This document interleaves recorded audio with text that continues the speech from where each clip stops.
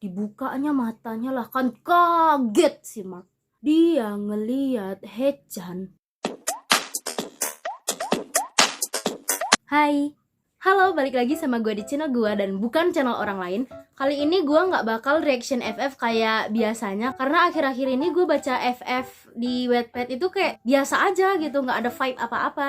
Jadi gue memutuskan untuk membuat sebuah cerita dan gue bacakan ke kalian. Kalau kalian sering nontonin live gue di TikTok, kalian pasti tahu setiap gue live itu pasti bakal ada aja cerita yang gue bikin dan gue ceritain. Dan gue bakal menceritakan sebuah cerita Mark Hughes sesuai di judul. Oke, jadi guys, cerita ini menceritakan tentang seorang Mark yang merupakan anak broken home. Dia hidup dengan orang tua yang sering berantem gara-gara duit. Jadi pada suatu ketika mereka sekeluarga memutuskan untuk pindah dari kota lama mereka karena dikejar-kejar sama lintah darat. Jadi mereka pindah ke rumah adik bapaknya si Mark, alias rumah pamannya si Mark berarti ya kan. Jadi mereka pindah ke sana. Di rumah itu nggak gede-gede amat, ya cukup lah sederhana gitu.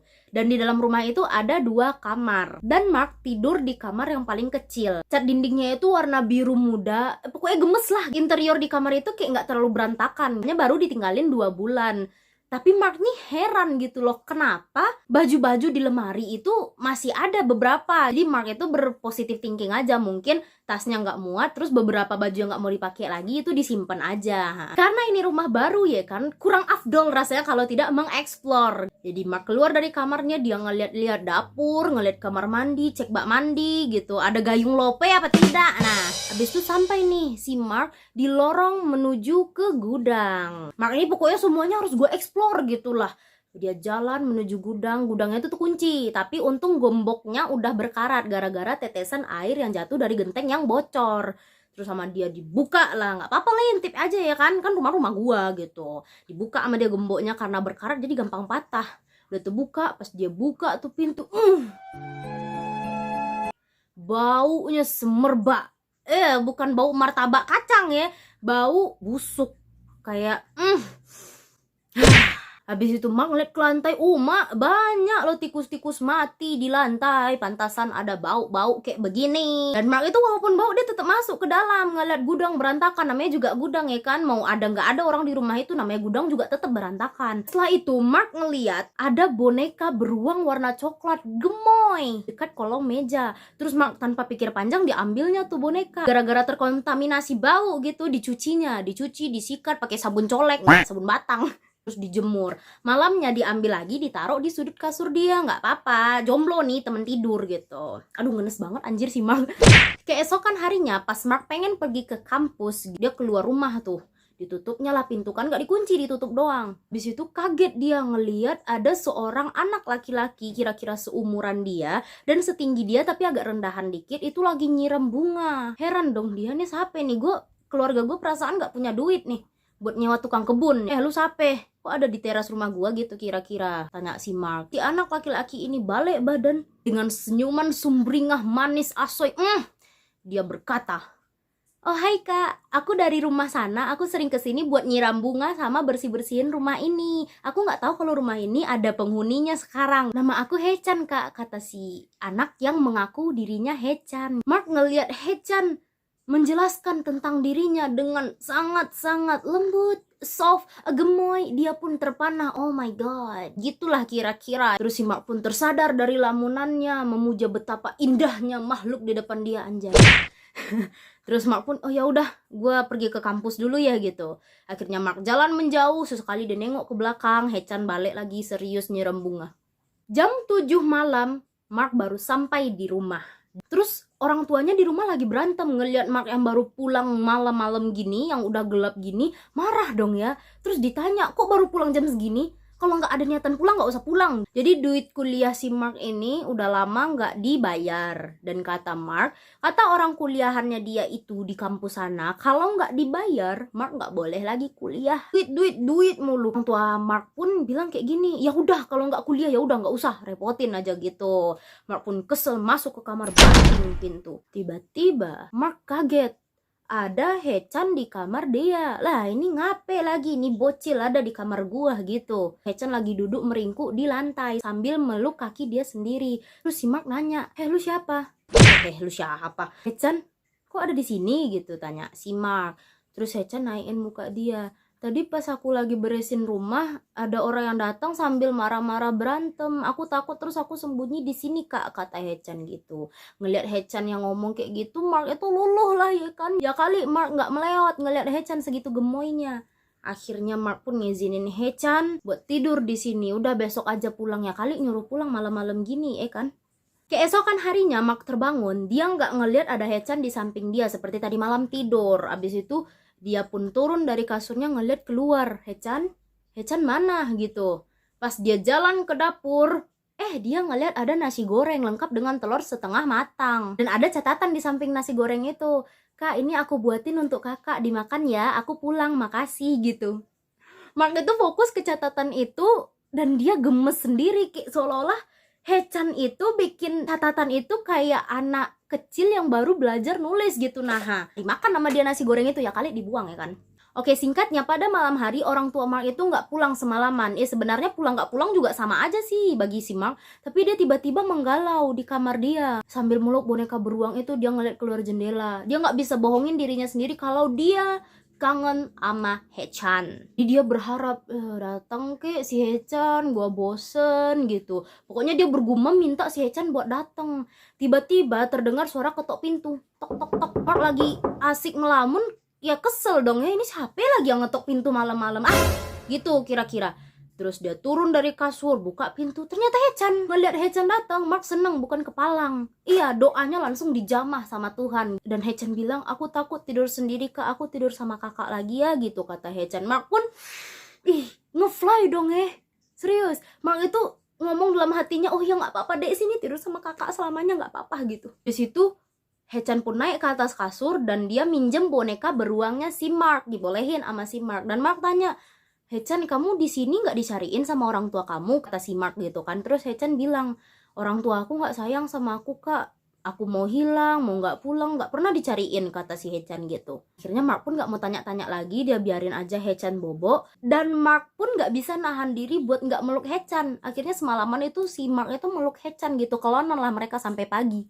Ya Allah, gue pengen juga.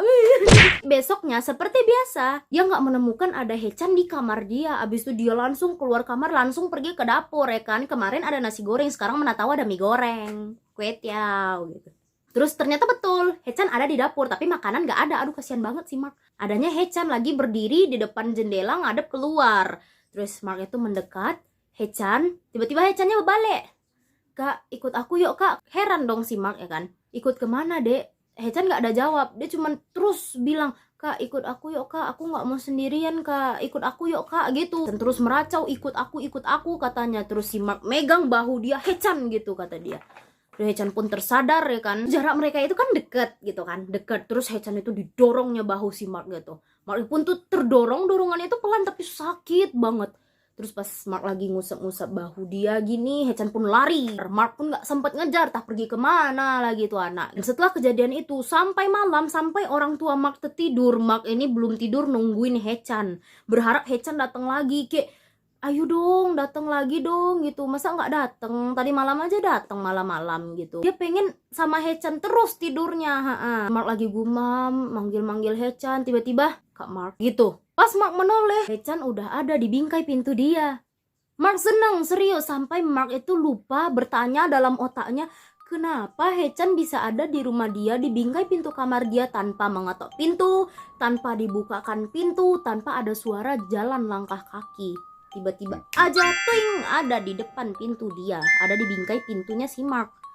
Terus Mark berdiri dari kasur, langsung dipeluknya si Hechan, kenapa tadi siang gak datang gitu.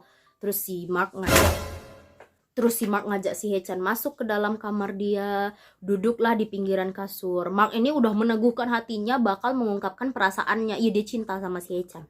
Dia pengen ngungkapin perasaan dia itu gitu, kayak gak bisa ditahan lagi. Dan raut wajah Hechan itu juga gak kalah serius, seolah-olah Hechan juga pengen mengatakan sesuatu. Dan Mark itu kalah start, kalah gercep dia. Hechan duluan yang angkat bicara. Hechan bilang kayak gini, Kak, kita jangan ketemu lagi ya kak. Ya kaget dong si Mark, apa nih? Baru aja mau ngungkapin perasaan, tiba-tiba dibilang jangan ketemu lagi. Oh, gak terima nih. Terus Mark nanya, kenapa? Jawab sama si Hechan, pokoknya kita jangan ketemu lagi ya kak, aku nggak mau kakak terpancing sama aku. Makin heran si Mark, apa itu pancing-pancing apa sih?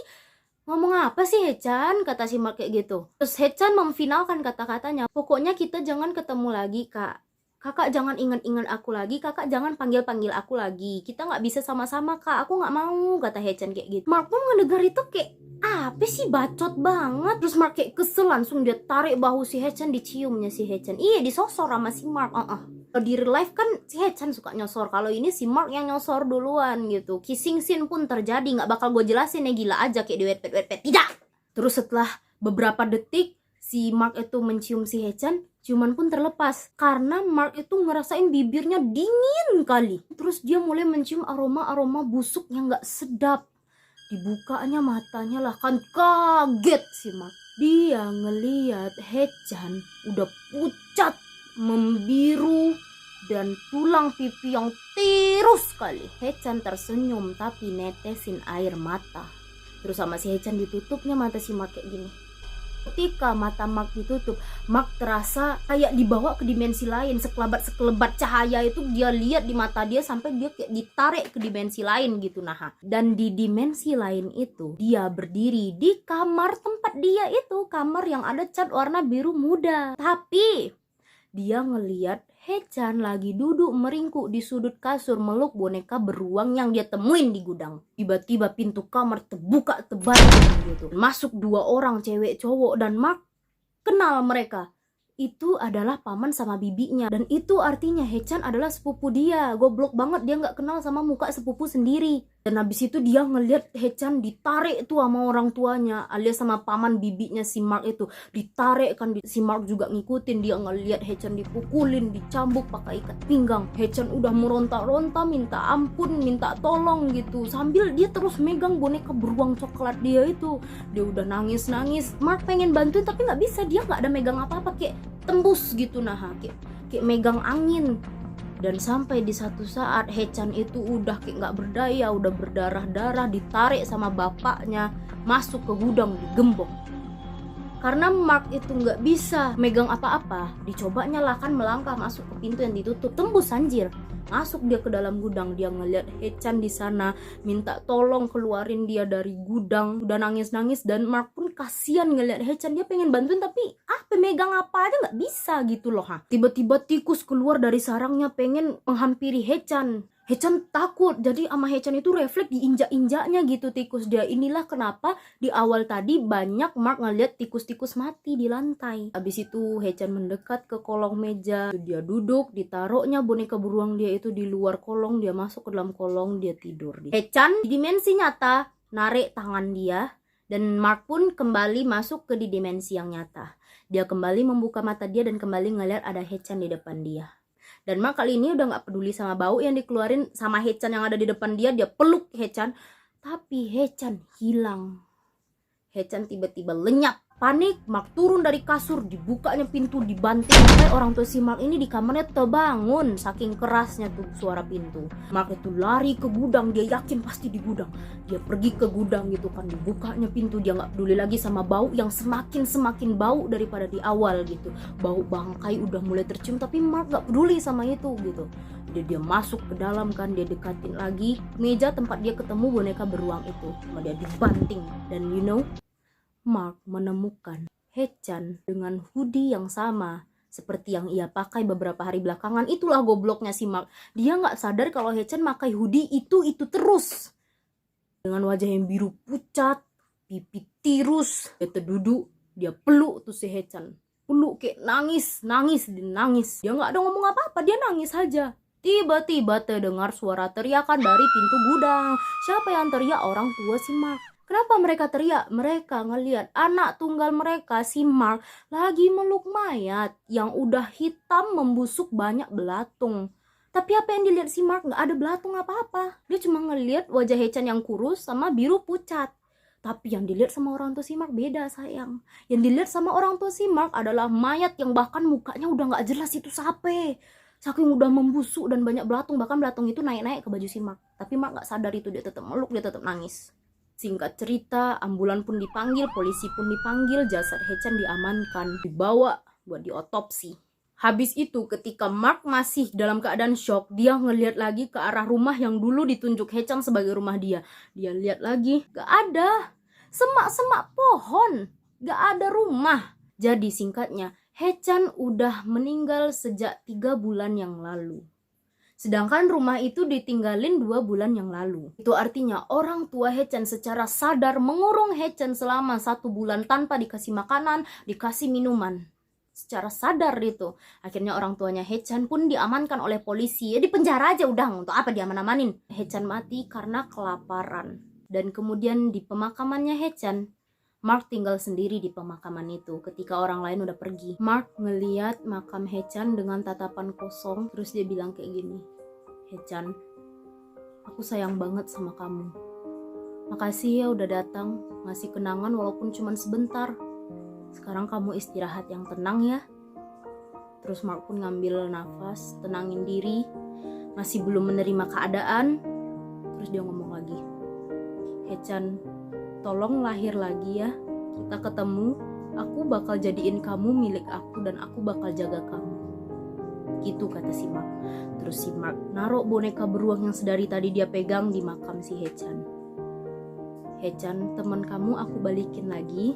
Kamu jangan takut tidur sendirian lagi ya. Habis itu Mark balik badan, dia seka air mata dia pergi. Tanpa Mark sadari, Hae-chan dengan hoodie yang sama meluk boneka beruang coklat itu sambil tersenyum di balik pohon ngeliat kepergian Mark. Terus Mark memutuskan untuk gua gak mau lagi tinggal di rumah itu. Gak mau lagi. Karena apa? Karena banyak kenangan dia. Walaupun sebentar sama Hae-chan di sana, dia nggak mau lagi. Terserah orang tuanya masih mau tinggal di sana, silahkan. Tapi Mark nggak mau lagi tinggal di sana. Biarlah dia mencari tempat tinggal lain. Tapi pada akhirnya Mark dengan ayah dan ibunya harus terpaksa kembali lagi ke kota lama mereka karena adik dari ibu si Mark melahirkan anak laki-laki. Oke, dan cerita pun berakhir. Gimana menurut lu cerita yang gue bikin? Ini serius loh, cerita ini gue tulis nih berhalaman-halaman, setengah jam gue tulis, terus gue hafalin, terus gue ceritain sama kalian sekarang. Gimana menurut kalian? Apakah bagus atau kurang bagus atau biasa aja? Silahkan tulis di komentar. Terus gue pengen kalian nentuin apa nih judul yang bagus buat cerita gue ini. Dan buat kalian yang rasanya berbakat buat nulis cerita, bisa banget DM ke Instagram gua. Ini nama Instagramnya, dan di follow juga, jangan lupa.